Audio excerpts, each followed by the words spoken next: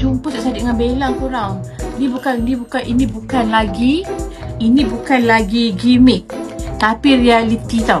Orang mula-mula main gimmick juga. Aku macam korang juga. Aku pun terpedaya lah korang. Gimmick. Tapi bila memang berjumpa dengan mereka di sebuah open house, ternyata dia bukan lagi gimmick. Itu adalah cerita benar. Ada orang kata, alah Bella tu janda lah. Tak kisah dek janda ke tak janda dek. Dah jodoh dia dek. Setengah mana orang ni dia suka pandang serong kepada orang yang bergelar janda. Janda bukan suami orang, bukan laki orang. Kita sibuk tau. Orang nak kahwin, orang tu kahwin dengan orang ni kahwin dengan dia. Biarlah dia dek, bukan ambil laki kita dek. Selagi mana tak ambil laki kita jangan meroyan. Tapi kalau dia ambil laki kita, wajar dek kita meroyan. Kadang aku fikir, kenapa aku berjodoh dengan Ali Shukri? Kenapa aku kahwin dengan Ali Shukri? Kadang betul ke aku pilih? Mula-mula aku kahwin dengan dia, aku mesti terkejut. Ya Allah, aku kenapa kahwin dengan dia? Lama-lama rupanya okey.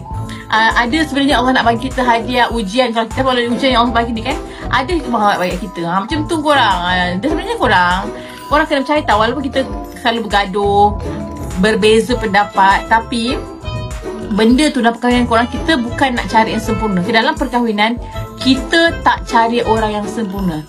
Kita cari orang untuk saling melengkapi dan menutupi kekurangan kita. Kalau korang cari sempurna, sampai mati pun kau takkan jumpa yang sempurna. Kadang-kadang orang tu handsome, kan, contoh rupa parah elok, tapi kadang-kadang diuji dengan masalah kewangan, kesihatan. Ada orang tu pula duit banyak tapi mungkin rupanya sederhana, ataupun mungkin ada masalah lain, kan. Jadi orang takkan ada sempurna dalam dunia. Kadang-kadang dah elok pula ada duit, muka elok pula mulut cerupa. Aku cakap muka dah elok, duit banyak, mulut pula puaka macam laki aku. Tapi macam mana sabar dah terkahwin kan. Dalam perkahwinan kita kena tengok pasangan kita. Biasanya orang yang dominan, contoh macam papa dia dominan, kita akan terikut perangai dia, tapi yang baik lah.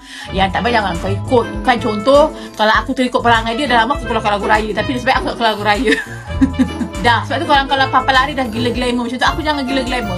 Biar aku ni belakang tabir je. Kalau dah laki bini gila glamour macam mana dek? Kalau aku buat lagu raya dah bersaing pula laki bini. Mama kena mama menyanyi pergi event. Dah, tapi kalau aku tak nyanyi pergi event, siapa dia nak bawa pasangan nak menyanyi? Takkan dia seseorang. Aku kalau menyanyi dengan dia dek, kau tahu tak? Kalau kau nak tahu, setiap kali aku menyanyi, aku kena bagi guide kat dia. Okey, masuk. Kalau aku tak bagi dia tempo, tak tahulah ke mana. Walaupun dia miming dek, dia punya tempo lari ke laut dek. Walaupun miming, aku tak kena guide dah ke pentas. Okey, aku kena bantu dia.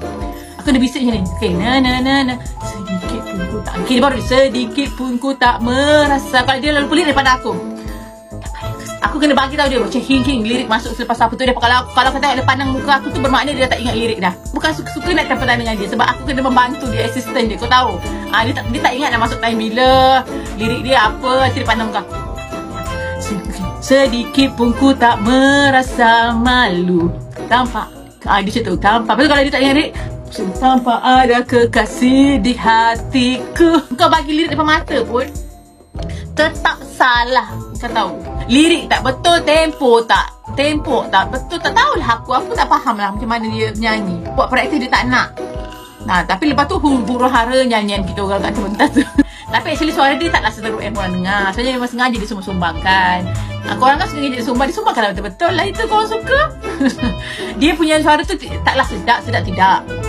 Sumbang pun tidak, biasa-biasa je. Macam kau dengar suara cakap macam tu lah dia menyanyi. Dia sedar, dia pun sedar suara tak sedap. Dah itu korang suka menghina tak sedap suara dia, memang itu yang dia buat.